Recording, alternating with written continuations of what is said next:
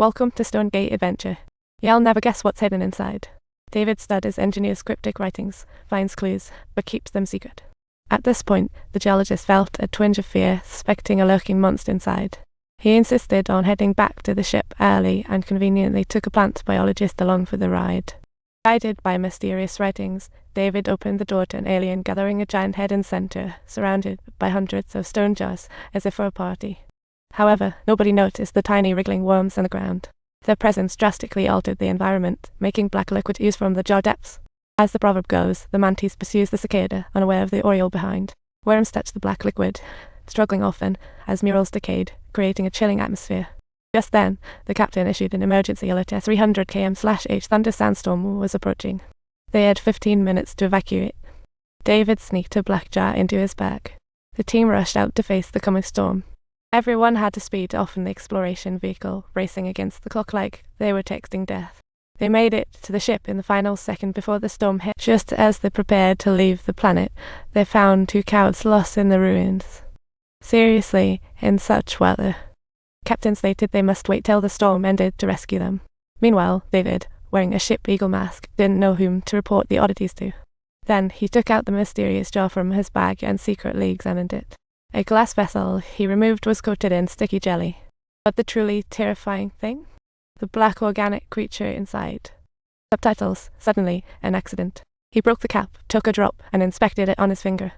To find out black liquid's horrifying effects on humans, he used strong Kai as a guinea pig, slipping it into his drink. Strong Kai never expected this. Strong Kai chugged it down, returning to his room for a sweet night with Sean. But when he woke up the next day, he found his eyes blurred. Looking in the mirror, he saw a worm wriggling in his eye. Was it a dream?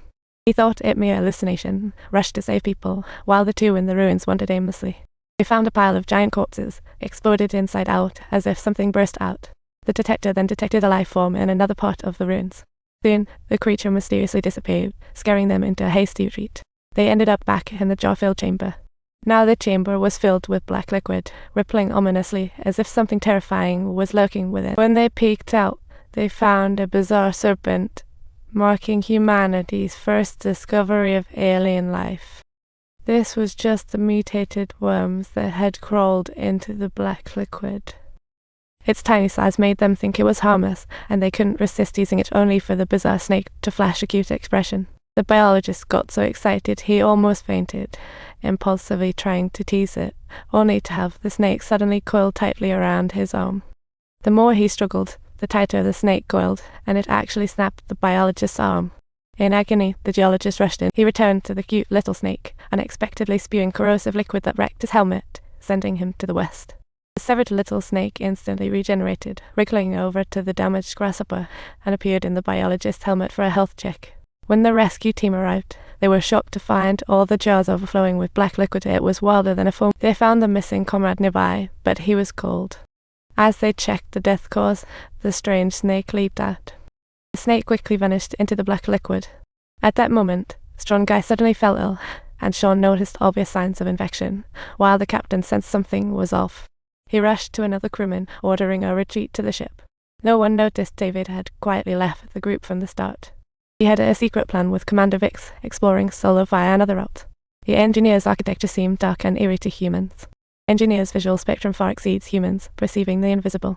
David, the latest android, could naturally see hidden decor.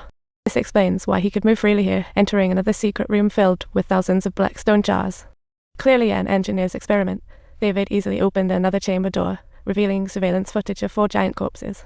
Turns out it wasn't a base, but an alien spaceship. After David entered the main cockpit, he shockingly turned off the cameras and stepped further inside. He discovered a control panel with a few ready-to-go oval buttons. After a few simple experiments, he surprisingly activated the last memory left by the engineers. On screen, the engineer was seated at the controls, manipulating the buttons while David was completely captivated by the giant's technology. Then, the entire cosmic star map unfolded before him. A breathtaking scene unlike anything he had ever seen before. It felt like watching a blockbuster. Next, the engineer activated the navigation system, targeted a blue asteroid, and David carefully picked it up, recognizing ancient Earth. In the holographic image vanished, showing the engineer would launch the ship with tons of black liquid to Earth like sending a package. After an accident led to the deaths of other giants, the spaceship remained stationary, with a sleeping pod where an engineer was still breathing.